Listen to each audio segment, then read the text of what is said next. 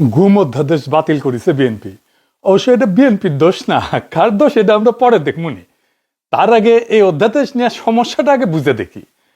আমরা জানে না কম বুঝি, তারা ঘাবড়া যায় জ্ঞানের কথা শুনে, তাই হাঙ্গারে না ধূর পাঠায়। গ্যাঞ্জাম বাদিছে তাহলে কি কি বিষয় নিয়ে আসেন সেটা দেখি। সংসদের কাজ তো আইন বানানো, ব্রিজ রাস্তাঘাট করা কিন্তু সংসদের কাজ না, এমপির কাজ না। যেই টাইমে সংসদ থাকে না সেই টাইমে যদি একটা আইনের দরকার হয় তাহলে সরকার কি করবে? সংসদ না হয় গত 1.5 বছর ছিল না, কিন্তু এখনো সংসদ আছে, কিন্তু সংসদ মুলতবি হয়ে যাবে কিছুদিন পরে। যখন মুলতবি থাকবে, সংসদ বসবে না, মিটিং হবে না, তখন কি করবে সরকার? যদি আইনের দরকার পড়ে তখন সে অধ্যাদেশ বানায় কাজ করবে। এখনো এই সরকার অধ্যাদেশ বানাইতে পারে। দুধের স্বাদ তো ঘোলে মিটানো যায়, গোস্ত নাই পারে ঝোল দেওয়া হয়, উনকায় আর কি। কিন্তু নিয়ম হইতেছে পরে যখন সংসদ বসবি তখন এই অধ্যাদেশটা সংসদে পেশ করা লাগবে। সংসদ হয় সেইগুলাকে আইন বেনে দিবে অথবা বাদ করে দিবে। অন্তর্বর্তীকালীন সরকারের সময় তো প্রফেসর ইউনূসের সরকারের সময় তো সংসদ ছিল না, তাই তারা অধ্যাদেশ জারি করে সরকার চালাইছে। ইউনূস সরকার জারি করা 133টা অধ্যাদেশের মধ্যে 98টা অধ্যাদেশ আইনে পরিণত করতে সংসদে বিল আকারে উত্থাপনের সুপারিশ করছে বিএনপি। বাকি 15টা অধ্যাদেশ সংশোধন করে বিল আকারে উপস্থাপন করার সুপারিশ করছে। আর 20টা অধ্যাদেশ আপাতত আর আইনে রূপান্তরিত হইতেছে না, কার্যকারিতা হারাই যাইতেছে, ওই অধ্যাদেশ আর থাকবে না। কোন কোন অধ্যাদেশ কার্যকারিতা হারাইতেছে সেটা খুবই গুরুত্বপূর্ণ। এগুলোর মধ্যে আছে গণভোট অধ্যাদেশ, গুম প্রতিরোধ অধ্যাদেশ, মানবাধিকার কমিশন শক্তিশালীকরণ অধ্যাদেশ, দুর্নীতি দমন কমিশনের ক্ষমতা বৃদ্ধি অধ্যাদেশ, বিচার বিভাগের আলাদা সচিবালয় অধ্যাদেশ, বিচারক নিয়োগের পদ্ধতি সংক্রান্ত অধ্যাদেশ। এইগুলা গুরুত্বপূর্ণ অধ্যাদেশ। এখন প্রশ্ন হইতেছে, এইগুলার কেন আইন বানাইতেছে না বিএনপি? একটা একটা করে আলাপ করা দরকার। আজকে আমরা শুধু গুম নিয়ে আলাপ করব। কেন বিএনপি গুম বিষয়ক অধ্যাদেশ করতেছে না? তাহলে কি বিএনপি চায় না যে গুম বন্ধ হোক, মানবাধিকার কমিশন শক্তিশালী হোক? আসেন এক এক করে দেখি। আজকে শুধু দেখবো আমরা গুম নিয়ে। আপনাদের মনে আছে সেনাবাহিনীতে যে সমস্ত সদস্য গুমের সাথে জড়িত তাদের সামরিক আইনে বিচারের দাবি তুলেছিল ওয়াকারানন্দ প্রভুপাদ। এরপরে অনেকে এই দাবিতে মাঠে নেমেছিল। প্রভুপাদ কেন আবদার ধরেছিল মার্শাল কোর্টে বিচার করতে দিতে হবে? কারণ সেনাবাহিনীর মরাল নাকি নষ্ট হবে যদি তাদের আইসিটিতে বিচার করা হয়। মার্শাল আইনে গুম কোনো অপরাধ না, তাই মার্শাল কোর্টে বিচার করলে সবাই খালাস পেয়ে যাবে। কর্নেল ফারুক, মেজর ডালিমকে মার্শাল কোর্টে বিচার করা হয়েছিল। অপরাধ করলে বিচার হবে। গত 15 বছরে সেনাবাহিনীর মরালকে ঘুমাইতেছিল। নির্বাচনের আগে ওয়াকানন্দ প্রভুপাদ গুম খুনে জড়িতদের রক্ষার জন্য বিভিন্ন রাজনৈতিক দলের নেতাদেরকে সাথে নিয়ে নানা প্রস্তাব দিয়ে আসতেছিল যে আমরা নির্বাচনে হেল্প করবো, তোমাকে জিতাই নিয়ে আসবো। কেউই টোপ গলে নাই, বিএনপি টোপটা গিলিছে, ইঞ্জিনিয়ারিং করে 2/3 মেজরিটি পাইছে। পার্থ কইছে না আমাদের সংবিধান পরিবর্তনের জন্য 51% জনগণ ভোট দিছে। শুনেন, জনগণ কিন্তু সংবিধান পরিবর্তন করার জন্য 51% ভোট আমাদেরও দিয়েছে। শুনেছেন? এই যে 2/3 মেজরিটি নিয়ে কলার ঝাঁকানো পার্থর, এটা বিএনপির দরকার ছিল, বিএনপির দেওয়া হয়েছে। এটা খুবই ক্রুশিয়াল। এই 2/3 মেজরিটি কে দিছে? 16 কোটি মানুষ, 14 কোটি মোবাইল, 14 কোটি মোবাইল কে দিয়েছে?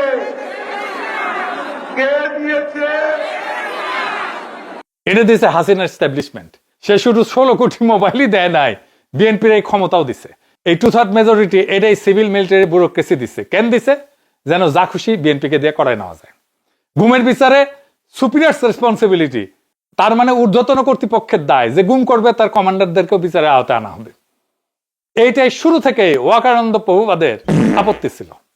তাই বিএনপি ক্ষমতায় আসার সাথে সাথে যে দাসখত লিখে দিয়ে আসছে তার মধ্যে সবচেয়ে গুরুত্বপূর্ণ ছিল গুম অধ্যাদেশ বাতিল করতে হবে। আমি বেনে করছি না। শিলং সালাউদ্দিন নিজেই কইছে যে পূর্বের অধ্যাদেশে সংজ্ঞাগত কিছু জটিলতা ছিল যা গুমের প্রকৃত নির্দেশদাতা শনাক্ত করা কঠিন করে তোলে। নির্দেশদাতা শনাক্ত করা কঠিন মানে কি? সুপিরিয়র রেসপন্সিবিলিটি ক্লজ, ঊর্ধ্বতনের দায়িত্ব, এটা কাজ করতেছিল, কমান্ডারদের ধরা যাইতেছিল, সেটাই সমস্যা। ওয়াকানন্দ প্রভুপাদেরও সমস্যা, শিলং সালাউদ্দিনেরও সমস্যা। সালাউদ্দিন নিজের মুখে কবুল করে দিচ্ছেন কেন বাতিল করলো এই গুম অধ্যাদেশ। এবার বুঝেছেন তো কার দোষ? হ্যাঁ, তুমি ছায়াবাজি পুতুল রূপে বানাইয়া মানুষ যেমনি নাচাও তেমনি নাচি, পুতুলের কি দোষ, বিএনপির কি দোষ, এটা ওয়াকানন্দ প্রভুপাদের দোষ। সে চাইছে, সেই নাচাইতেছে পিছন থেকে। সে নাকি নতুন করে এটা করবে ঘুমের। তো ওইটাতে ঘুমের সংজ্ঞা বদলাবে। কি সংজ্ঞা বদলাবে? জাতীয় নিরাপত্তার স্বার্থে আটক হইলে গুম না। তো হাসিনা কোন যুক্তিতে আটক রাখতো? জাতীয় নিরাপত্তার স্বার্থ দেখাই তো আটক রাখতো। এখন বিএনপি একই কাম করতে চায়, সেই লাইসেন্স চায়, তাহলে গুম প্রতিরোধ আইন করে লাভ কি? জাতীয় নিরাপত্তার কারণ দেখা আটক রাখলে সেটা যদি গুমই না হয়, তাহলে তো গুম প্রতিরোধ আইন বানানোর দরকার নাই। কিরকম জাউরামু দেখেছেন? হ্যাঁ, 2 মাস হয় নাই জাউরামু শুরু করে দিছে। বিএনপি যে গুম অধ্যাদেশ বাতিল করলো, তো বিএনপির আর্গুমেন্টটা কি? অনেকগুলো আর্গুমেন্ট আছে, আমরা সবগুলো একটা একটা করে দেখতেছি আর সবগুলোই খন্ডাইতেছি। কারণ হিসাবে আইন উজির কইছে গুমের শাস্তি মাত্র 10 বছর ছিল, তাই এটা নাকি বাড়াইবে ন্যায় বিচার নিশ্চিত করার জন্য। আগে শুনেন। গুমের যারা অপরাধী, সর্বোচ্চ শাস্তি মৃত্যুদণ্ড কিংবা যাবজ্জীবন কারাদণ্ড। গুমের যে আইনটার কথা বলা হয়েছে অর্ডিন্যান্সে, সেখানে 10 বছর পর্যন্ত সাজা দেওয়ার সুযোগ রাখা হয়েছে। মাননীয় স্পিকার, শুনেছেন? এবার দেখেন গুমের শাস্তি কি ছিল গুম অধ্যাদেশে। দেখেছেন? মৃত্যুদণ্ড ছিল। তাইলে কেন মিশা কথাটা কইলো এ ভালসুন টাকলা? কারণ আর কিছু না, যুক্তি নাই, কোনো আবিষ্কার করেছে এই যুক্তি। আর এমনই বেকুব, সে মনে করে কেউ বুঝবে না, তারা ধরতে পারবে না। হ্যাঁ, এর টাকলা ভালসুন যে যুক্তিগুলা মাশাআল্লাহ কই থেকে আবিষ্কার করে আল্লাহ জানে। উনি নাকি উকিল, আদালতে কি বালের যুক্তি দিত কে জানে। আরো কে কি কইছে এটা গুমের সাথে যুক্ত না, তাও এটা দেখেনি। বিরোধী দলের সদস্যদের উদ্দেশ্য করে কইছে, আপনারা বলছে যে 72-এর সংবিধান মানেন না, অথচ এই সংসদ সদস্য হিসেবে শপথ নিয়েছেন ওই সংবিধানের আলোকেই। সংবিধান প্রেমী এসে গেছে। 72-এর সংবিধান হাসিনার চাইতে বেশি প্রেম 72-এর সংবিধানের সাথে। এ আন্তর্জাতিক খ্যাতি সম্পন্ন গেজেটেড বালচিউন, এ বালচিউন, বিরোধী দল কইছে নাকি রে যে 72-এর সংবিধান মানি না? কই কইছে? দেখা কই কইছে? জামাত এনসিপি ধরবেন তারে, প্রমাণ দিতে কইবেন, নয়তো তার বক্তব্য এক্সপান্স করার দাবি তুলবেন। এনসিপি জামাত বলছে 72-এর সংবিধান সংস্কার করতে হবে এবং গণভোটে জনগণ সেই সংস্কারের পক্ষে রায় দিছে। সংবিধান সংস্কার করতে চাওয়া আর সংবিধান না মানা কি এক কথা নাকি? এটা ভালচুন টাকলা, চান্দি থাপড়া দিয়ে তোর বুদ্ধি বের করে দেব। সংবিধানের 142 অনুচ্ছেদে সংশোধনের পদ দিছে, তো তাহলে সংশোধন চাওয়া সংবিধান বিরোধী হয় কিভাবে? বালচুন। তার মানে সংস্কার চাওয়া আর সংবিধানকে না মানা দুটো এক করে ফেলছে। এটা শয়তানি। তাও উকিলি প্যাস হইলে কথা ছিল, এটা কুটনা প্যাস। কারণ আরো আছে তার বচন। ওই কইছে জুলাই সনদের 22 নম্বর ক্লজ অনুযায়ী স্বাক্ষরকারী দলগুলা কমপক্ষে 5% নারী প্রার্থী দেবে। বিএনপি প্রায় 5% দিছে, কিন্তু জামাত আর এনসিপি একজনকে মনোনয়ন দেয়নি। জামাত এনসিপি নাকি মনোনয়ন দেয়নি। এনসিপি মনোনয়ন দিছে না, ওরা ধরবেন। এনসিপি তো মনোনয়ন দিছে, কতগুলা নারীকে মনোনয়ন দিছে দেখ বালচুন টাকলা। এ বালচুন, জুলাই সনদ তো বাস্তবায়ন হইতে হবে, তারপরে না কওয়া যাবে যে মানছে না মানে নাই। আগে তো কবুল কইতে হবে, তারপরে না বাচ্চা পয়দা করে দেখাবে যে পারিস তুই। কবুল না কয়ে বাচ্চা পয়দা করে কইতেছি কয়ে যে আমি বাচ্চা পয়দা করেছি। আর একজনকে কইতেছে যে জাউরা বাচ্চা কেন পয়দা করেন না। হ্যাঁ, আদালতে সব যুক্তি দিতিস নাকি রে? হ্যাঁ টাকলা, মক্কেল তো কোনো কিছু জিততো না মনে হয়। আবার কইছে জামাত রাষ্ট্রপতির ভাষণ বয়কট করেছে, অথচ রাষ্ট্রপতি স্বাক্ষরিত গণভোট অধ্যাদেশ মানতে চায়। এটা জামাতের নাকি মুনাফিকি চরিত্র। হ্যাঁ, প্রথমত সংসদে ধর্মীয় পরিভাষা ব্যবহার করে বিরোধী দলকে আক্রমণ করা একজন আইনমন্ত্রীর পক্ষে চরম আনপ্রফেশনাল, পার্লামেন্টারি ডেকোরামের একটা লঙ্ঘন। এইখানে স্পিকার নীরব, কবি নীরবে থাকে এই সময় যখন এরা পার্লামেন্টারি ডেকোরাম ভঙ্গ করে তার নিজের দলের লোকেরা। আমি জানি না বিরোধী দল কিছু কইছিল কিনা, এক অদ্ভুত ব্যাপার। সংসদীয় রীতি নীতি, রুলস অফ বিজনেস, ডেকোরাম, এই সমস্ত কিছু জন্ম হয়েছে বিরোধী দলের ভয়েসকে প্রমিনেন্ট করার জন্য। আর সরকারি দল এইগুলোকে ব্যবহার করতেছে নির্লজ্জভাবে বিরোধী দলের কণ্ঠরোধ করার জন্য, স্তব্ধ করার জন্য। আজিব বাত, আজিব বাত। মানে জাউরামোর একটা সীমা আছে তো। মানে এগুলো সব ফার্স্ট ক্লাস আন্তর্জাতিক মানে গেজেটেড জাউরা। যাই হোক, ওর তো যুক্তিটাই ভুল। রাষ্ট্রপতির ভাষণ বয়কট একটা রাজনৈতিক প্রতিবাদ। বিশ্বের সকল সংসদে বিরোধী দল সময় সময় এটা করে। আর রাষ্ট্রপতি স্বাক্ষরিত অধ্যাদেশ মানা একটা আইনি বাধ্যবাধকতা। এই দুইটা তো সম্পূর্ণ আলাদা ক্যাটাগরি। এই দুইটাকে এক জায়গায় এনে কইতেছে মুনাফিকি। আর তৃতীয়ত, বিএনপি নিজেও তো রাষ্ট্রপতি স্বাক্ষরিত ইমপ্লিমেন্টেশন অর্ডার, জুলাই সনদ বাস্তবায়ন আদেশ এটা মানতেছে না। তাহলে আইনমন্ত্রী নিজের দলকে মুনাফিক নাকি? ও কি মুনাফিকের দল করে নাকি? শালা টাকলা। এবার আসেন দেখি আরেক ভাল শুন, চিফ প্রসিকিউটর কি কইছে। ওই কইছে যে গুম অধ্যাদেশ লাগে না, আইসিটিতে একটি গুম আগে থেকে আছে। এ ভাল শুন, আগে থেকে কোথায় ছিল? 2024 আগস্টের আগে বাংলাদেশে কোনো আইনে গুম শব্দটা ছিল না, আইসিটি একটাও ছিল না।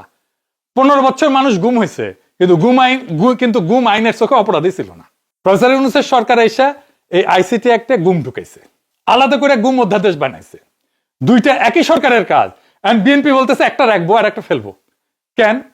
প্রশ্ন হইতেছে কোনটা ফেলতেছে আর কোনটা রাখতেছে, সেটা দেখতে হবে। কেন একটা ফেলতেছে একটা রাখতেছে? আইসিটি অ্যাক্ট আর গুম অধ্যাদেশ একই জিনিস না রে ভালছুন। কেন না?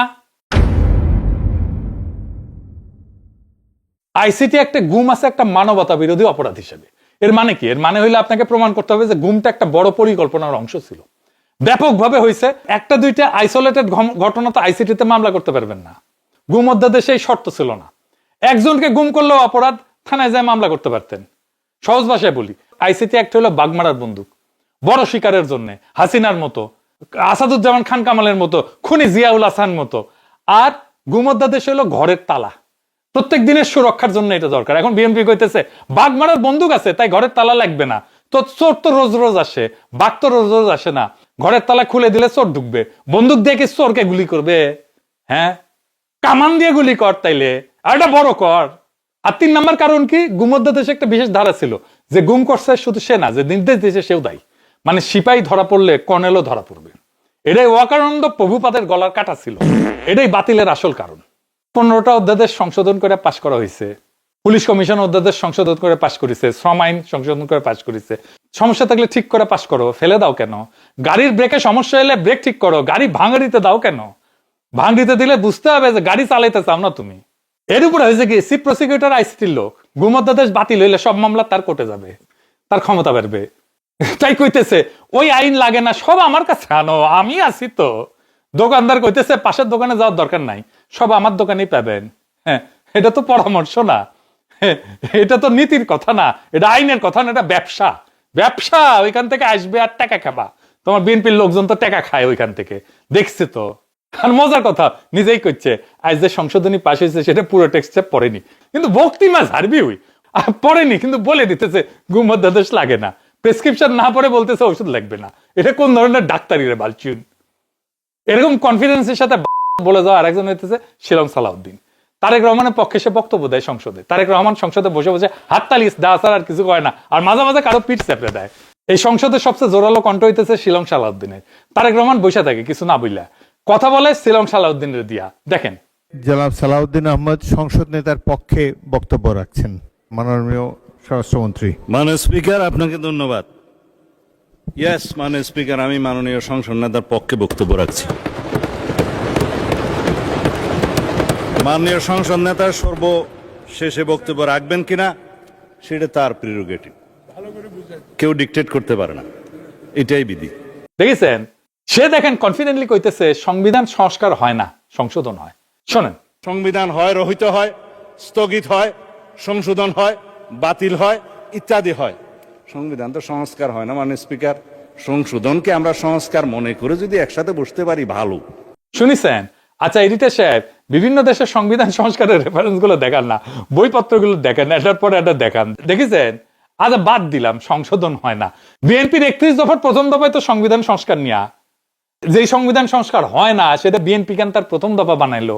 এবং অন্য সবকিছু বাদ দেন, নিজে যেটা দাবি করেছেন তাদের প্রথম প্রধান প্রতিশ্রুতি হিসেবে, সেটাই তার সেই দলের নেতা বলে এটা হয় না।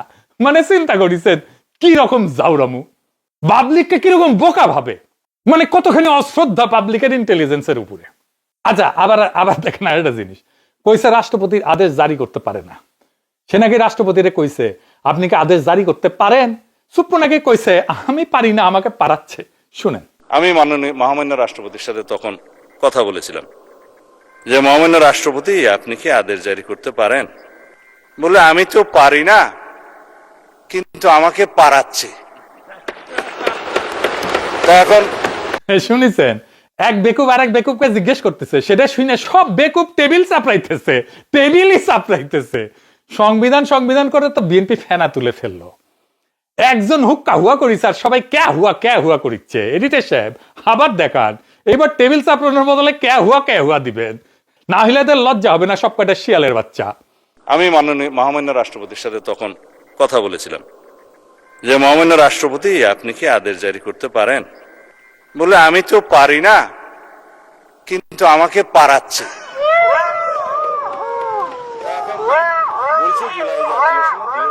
সংবিধান সংবিধান করে, সংবিধান পড়ে দেখিস তোরা? পড়ে তো দেখিস নাই। আসেন সংবিধানে দেখি রাষ্ট্রপতি আদেশ দিতে পারে কিনা। এ দেখেন সংবিধান কইছে, ইংরেজি যেহেতু কইছে তাহলে ঠিকই কইছে, তাই না? আমি বাংলা করে কইতেছে রাষ্ট্রপতির নামে প্রণীত আদেশসমূহ, ভালো করে দেখেছেন আদেশসমূহ, এইটা সে আন্ডারলাইন করে দেন। অন্যান্য চুক্তিপত্র কিরূপে সত্যায়িত বা প্রমাণীকৃত হবে রাষ্ট্রপতি তাহা বিধিসমূহ দ্বারা নির্ধারণ করিবেন, এবং অনুরূপভাবে সত্যায়িত বা প্রমাণীকৃত কোন আদেশ বা চুক্তিপত্র যথাযথ প্রণীত বা সম্পাদিত হয় নাই বলিয়া তাহার বৈধতা সম্পর্কে কোনো আদালতে প্রশ্ন করা যাইবে না। দেখি চাও রাষ্ট্রপতি আদেশ জারির ক্ষমতায় যদি না থাকে, তাহলে সংবিধানে রাষ্ট্রপতির নামে প্রণীত আদেশ সমূহ এই কথা লেখা থাকে কিভাবে? কেমনে থাকে? হ্যাঁ, উল্টা পাল্টা যা খুশি কইতেছে, আর সবাই টেবিল চাপড়াইতেছে। কোন কিসিমের বেকুব হইলে এই কাজ করে? এখানে আরো যুক্তি আছে। শিলং সালাউদ্দিন কইছে যে 7 এপ্রিল 73-এর পরে রাষ্ট্রপতির অর্ডার জারির ক্ষমতা শেষ। আর্টিকেল 152 অনুসারে একটা হচ্ছে ল, আরেকটা হচ্ছে এক্সিস্টিং লস। আইন এবং প্রচলিত আইন দুই জায়গাতেই আদেশ হচ্ছে বৈধ আইন। অন্যান্য প্রথা, রুলস সবকিছু বৈধ আইন, আদেশও আইন। কিন্তু এই আদেশ ছিল, কিন্তু আদেশ জারি করার ক্ষমতা 1973 সালের 7 এপ্রিলের পর রাষ্ট্রপতির আর রইল না। এখানে শিলং সালাউদ্দিন আবারও দারুণ একটা চালাকি করেছে। এরকম সিকনা চালাকি সে কিন্তু মাঝে মাঝে করে। কি সেই চালাকি? আসেন একটু বুঝে দেখি। রাষ্ট্রপতির 2 ধরনের ক্ষমতা আছে। 1 নম্বর আইন বানানোর ক্ষমতা, যেটা অধ্যাদেশ দিয়ে করে। 2 নম্বর সরকার চালানোর ক্ষমতা। তার মানে আইন বানানোর ক্ষমতা, সরকার চালানোর ক্ষমতা। 71 থেকে 73 পর্যন্ত বাংলাদেশে কোনো সংসদ ছিল না। তখন রাষ্ট্রপতি নিজেই আইন বানাতো। এগুলোকে বলা হয় প্রেসিডেন্টস অর্ডার। 73 সালে প্রথম সংসদ বসার পরে এই ক্ষমতা শেষ হয়ে যায়, কারণ এখন তো সংসদ আছে। আইন বানাবে সংসদ, রাষ্ট্রপতি না। কিন্তু সরকার চালানোর ক্ষমতা তো শেষ হয়নি। সংবিধান নিজেই বলছে বাংলাদেশের সকল নির্বাহী কাজ রাষ্ট্রপতির নামে হয়। রাষ্ট্রপতি প্রতিনিয়ত এক্সিকিউটিভ অর্ডার দেয়, নোটিফিকেশন জারি করে, ডাইরেক্টিভ দেয়। এটা তার সাংবিধানিক ক্ষমতা। এইটা 1973-এ শেষ হয়নি, 2026-এও শেষ হয়নি। ওই ভালসুন রাষ্ট্রপতি হয়েছে তো হাসিনার পাস হইয়া, হাসিনারে কদম বসি কইরা, ও কি জানবে? শিলং সালাউদ্দিন কি করছে? এই 2টা ক্ষমতাকে ইচ্ছাকৃতভাবে গুলাই দিছে। ও বলতেছে 73-এর পর রাষ্ট্রপতির অর্ডার জারির ক্ষমতা শেষ। শুনে মনে হয় রাষ্ট্রপতি কোনো আদেশই দিতে পারে না, কিন্তু আসল কথা হলো আইন বানানোর বিশেষ ক্ষমতা শেষ হয়েছে, সরকার চালানোর ক্ষমতা শেষ হয়নি। কিন্তু আইন বানানোর সেই বিশেষ ক্ষমতা আবার ফিরে আসছে তত্ত্বাবধায়ক সরকারের আমলে, অধ্যাদেশের মাধ্যমে। জুলাই সনদ বাস্তবায়ন আদেশ কি করছে? এটা নতুন কোনো আইন বানায়নি। এটা একটা এক্সিকিউটিভ ডাইরেক্টিভ, যেখানে বলা হয়েছে গণভোট কিভাবে হবে, ফলাফলের পর কি হবে, কনস্টিটিউশন রিফর্ম কাউন্সিল কিভাবে গঠিত হবে। এটা সরকার পরিচালনার অংশ, আইন প্রণয়ন না। এটা সহজ উদাহরণ দিই। ধরেন আপনার বাড়িতে বাবা আছে, বাবার 2টা কাজ, পরিবারের নিয়ম বানানো আর পরিবার চালানো। এখন ছেলে বড় হয়ে গেলে বাবা হয়তো বলবে নিয়ম এখন থেকে সবাই মিলে বানাবো। কিন্তু তার মানে কি বাবা পরিবার চালানো বন্ধ করে দিছে? বাজার করবেন না, স্কুলে ভর্তির ফর্ম সাইন করবেন না? অবশ্যই করবেন। উইল বানাবেন না, সম্পত্তি লিখে দেবেন না, কারণ সেটা তার নির্বাহী দায়িত্ব। তো ঠিক তেমনি 1973-এর পর রাষ্ট্রপতি আর একা আইন বানাইতে পারে না, সেটা সত্য। কিন্তু রাষ্ট্রপতি সরকারের প্রধান নির্বাহী হিসেবে আদেশ জারি করতে পারে, সেটাও সত্য। শিলং সালাউদ্দিন প্রথম সত্যটা বলে দ্বিতীয় সত্যটা লুকাইতেছে। সবচেয়ে বড় কথা, এই একই রাষ্ট্রপতি এই একই সময় 133টা অধ্যাদেশ জারি করছে। সেগুলোর 98টা বিএনপি সরকার আইনে পরিণত করছে। তার মানে বিএনপি মানছে যে রাষ্ট্রপতির ক্ষমতা ছিল, কিন্তু একই রাষ্ট্রপতি যখন ইমপ্লিমেন্টেশন অর্ডার জারি করে তখন বলে তার ক্ষমতা ছিল না। কি চমৎকার! একই মানুষের ক্ষমতা 98 বার আছে আর একবার নাই। এটা কোনো আইনি যুক্তি? এটা হচ্ছে রাজনৈতিক সুবিধাবাদ, এটা হচ্ছে চালাকি, এটা হচ্ছে জনগণের সাথে চালাকি, এটা নির্লজ্জ প্রতারণা। এই কইছে জুলাই সনদ বাস্তবায়নের যে রাষ্ট্রপতির অর্ডার, সেটা পুংলিঙ্গ নাকি স্ত্রীলিঙ্গ, ওটা নাকি বুঝতে পারতেছে না শিলং সালাউদ্দিন। সাহেব কাছে আসেন, কয়া দিতেছি। কেমনে দেখবেন? আগে কাছে আসেন না। হ্যাঁ, আচ্ছা ঠিক আছে, থাক, মুরব্বী মানুষ, বেদবি হয়ে যাবে। আচ্ছা, যুক্তি দিয়ে বুঝাই দিতেছি। সালাউদ্দিন সাহেব কইছে জুলাই সনদ বাস্তবায়ন আদেশটা অধ্যাদেশও না, আইনও না, তাই এটার কোনো আইনি মর্যাদা নাই। এটা শুনতে যুক্তিসঙ্গত মনে হয়, কিন্তু এখানে একটা বড় চালাকি আছে। সালাউদ্দিন এমন ভাবে বলতেছে যেন পৃথিবীতে শুধু 3টা জিনিস আছে, হয় আইন, নয় অধ্যাদেশ, নয় তো শূন্য, মাঝখানে আর কিছু নাই। এই 3টার কোনোটা যেটা না, সেটা আবর্জনা। এটা সত্য না। একটা দেশ চালাইতে শুধু আইন আর অধ্যাদেশ দিয়ে হয় না। প্রত্যেকদিন সরকার চালাইতে রাষ্ট্রপতি এক্সিকিউটিভ অর্ডার দেয়। নোটিফিকেশন জারি করে, গেজেট নোটিফিকেশন প্রকাশ করে, ডাইরেক্টিভ দেয়, রুল বানায়, এর কোনোটাই আইন না, অধ্যাদেশও না। কিন্তু সবগুলোরই আইনি মর্যাদা আছে। কেউ বলে না যে এটাতে এক না, তাই মানব না। এমনকি রাষ্ট্রপতির আনুষ্ঠানিক ইচ্ছা বা আকাঙ্ক্ষা প্রকাশও একটা এক্সিকিউটিভ ডাইরেক্টিভ হিসেবে কাজ করতে পারে। সংবিধানের 48 অনুচ্ছেদ অনুযায়ী বাংলাদেশের সকল নির্বাহী কাজ রাষ্ট্রপতির নামে পরিচালিত হয়। রাষ্ট্রপতি যখন অনানুষ্ঠানিকভাবে কোনো বিষয়ে তার ইচ্ছা বা অভিপ্রায় ব্যক্ত করে, সেটা একটা সাধারণ মানুষের ইচ্ছা না, এটা রাষ্ট্রপ্রধানের সাংবিধানিক অবস্থান থেকে আসা নির্দেশনা। আপনারাই তো চুপ্পুর সাংবিধানিক অবস্থান নিয়ে হইচই বাঁধাইছেন, এখন মানতে চান না কেন? এটা ব্রিটিশ সাংবিধানিক ঐতিহ্যে এটাকে বলা হয় royal pleasure, at his or her majesty's pleasure, রাজার ইচ্ছাই নির্দেশ। বাংলাদেশের সংবিধানে একই কাঠামোতে তৈরি, রাষ্ট্রপতির আনুষ্ঠানিক অভিপ্রায় এক্সিকিউটিভ অ্যাকশনের ভিত্তি। ইন্ডিয়ান সংবিধানেও during the pleasure of the president এই ধারণাটা সরাসরি আছে, এবং ভারতীয় এবং বাংলাদেশি সাংবিধানিক ঐতিহ্য একই উৎস থেকে আসা। সেজন্যই তো এই সংবিধান এত পছন্দ। এই সংবিধানই মানেন, আমরাই মানাই দিচ্ছি, আমরা বুঝে দিচ্ছি, ওর মধ্যেই আছে সমস্ত হিসাব কিতাব। তাহলে ব্যাপারটা কি দাঁড়ায়? রাষ্ট্রপতি শুধু যদি মুখে বলে যে আমি এটা চাই, সেটাও যদি আনুষ্ঠানিক প্রেক্ষাপটে হয়, তাহলে সেটা একটা ডাইরেক্টিভ। আর যদি জুলাই সনদ বাস্তবায়ন, তো মুখে বলা না, এটা লিখিত, গেজেটে প্রকাশিত, আনুষ্ঠানিকভাবে জারিকৃত একটা ইনস্ট্রুমেন্ট, তাইলে রাষ্ট্রপতির ইচ্ছা প্রকাশী ডাইরেক্টিভ হইতে পারে। তাইলে তার আনুষ্ঠানিকভাবে জারি করা লিখিত আদেশ কেন ডাইরেক্টিভ হবে না? একটা সহজ উদাহরণ দিই। ধরেন আপনি একটা অফিসে কাজ করেন, বস 3 ধরনের কাজ করতে পারে। চাকরির নিয়োগপত্র দিতে পারে, অফিসে পলিসি বানাইতে পারে, আর দৈনন্দিন নির্দেশনা দিতে পারে। এমনকি বস যদি মিটিং এ বলে আমি চাই পরের কোয়ার্টারে এই প্রজেক্ট শেষ হোক, সেটাও একটা ডাইরেক্টিভ। কেউ বলে না বস এটা তো লিখিত পলিসি দেন নেই, তাই মানবো না। বসের আনুষ্ঠানিক ইচ্ছা প্রকাশই যথেষ্ট। এখন বসের ইচ্ছা প্রকাশ করলেই যদি সেটা ডাইরেক্টিভ হয়, তাহলে বসের একটা আনুষ্ঠানিক মেমো সহ লিখে সই করে সবাইকে পাঠায় যদি বলে এটা এই কাজ এইভাবে হবে, তাহলে সেটা তো আরো শক্তিশালী ডাইরেক্টিভ। কেউ কেউ বলবে এটা তো নিয়োগপত্রও না, পলিসিও না, তাই মানবো না। অবশ্যই না, কারণ বসের কাছ থেকে আসছে, বসের অথরিটি আছে এবং তার দায়িত্বের মধ্যেই পড়ে। এটা নাম কি সেটা গুরুত্বপূর্ণ না, কার কাছ থেকে আসছে এবং তার ক্ষমতা আছে কিনা ওইটা সাইন করার, সেটা গুরুত্বপূর্ণ। জুলাই সনদ বাস্তবায়ন আদেশটা ঠিক এই জায়গায় পড়ে। এটা অ্যাক্ট না, কারণ সংসদ তখন ছিল না। এটা অর্ডিন্যান্স না, এটাকে সেই ফরম্যাটে জারি করা হয়নি। এটা একটা এক্সিকিউটিভ ইনস্ট্রুমেন্ট, রাষ্ট্রপতি তার নির্বাহী ক্ষমতায় সরকারের পরামর্শে রাষ্ট্র পরিচালনার অংশ হিসেবে জারি করছে। রাষ্ট্রপতির ইচ্ছা প্রকাশী যখন ডাইরেক্টিভ, তখন তার আনুষ্ঠানিকভাবে জারি করা গেজেটে প্রকাশিত লিখিত আদেশ, এটা তো অনেক বেশি শক্তিশালী ইনস্ট্রুমেন্ট।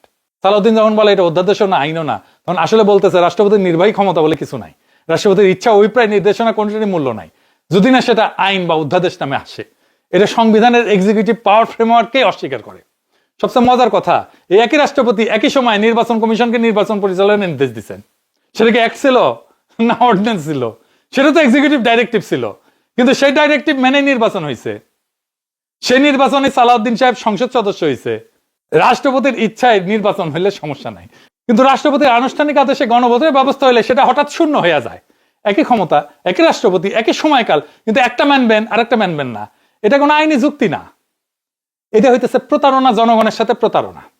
জুলাই আগস্টে আমাদের সন্তানেরা রাস্তায় নামলো, গুলি খেলো, মরলো কেন?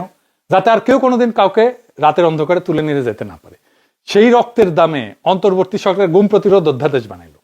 শুধু গুমকারীকে না, যে গুমের নির্দেশ দিছে সেই কমান্ডারকেও বিচারের আওতায় আনার বিধান করলো, সুপিরিয়র রেসপন্সিবিলিটি দিল। এইটাই ছিল আসল ক্ষমতা এই অধ্যাদেশে। এবং ঠিক এটাই সহ্য হইল না। কার সহ্য হইল না? যারা গত 15 বছর গুম করছে তাদের, যারা নির্দেশ দিছে তাদের।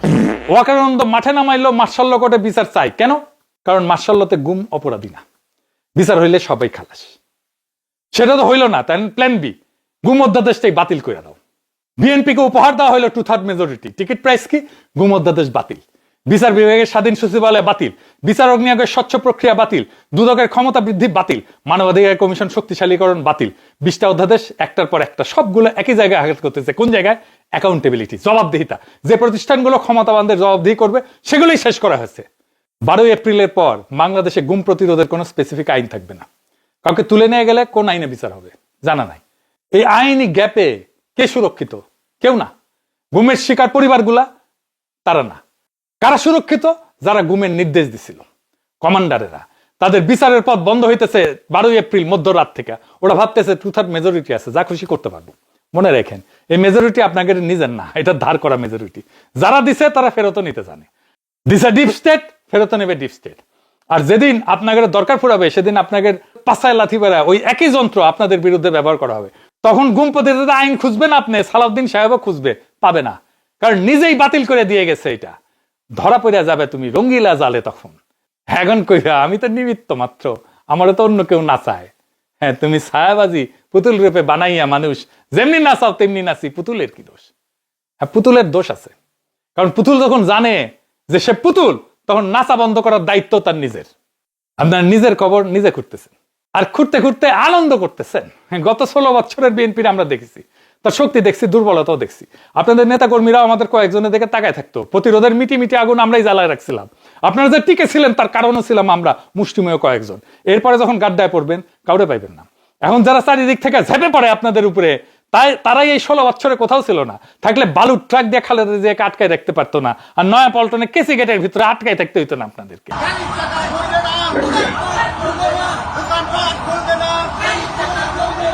জুলাই তার অসমাপ্ত কর্তব্য সম্পন্ন করবে। এই জুলাইকে যে বা যারা বাধা দেবে, তারাই ইতিহাসে রাস্তা করে নিক্ষিপ্ত হবে। আর আওয়ামী লীগের মতোই লজ্জাজনক গ্লানিময় পতন হবে। জনতার আকাঙ্ক্ষাকে হাত দিয়া বৃথায় ঠেকানোর চেষ্টা করেন না। হাত দিয়ে বলো সূর্যের আলো রুধিতে পারে কি কেউ?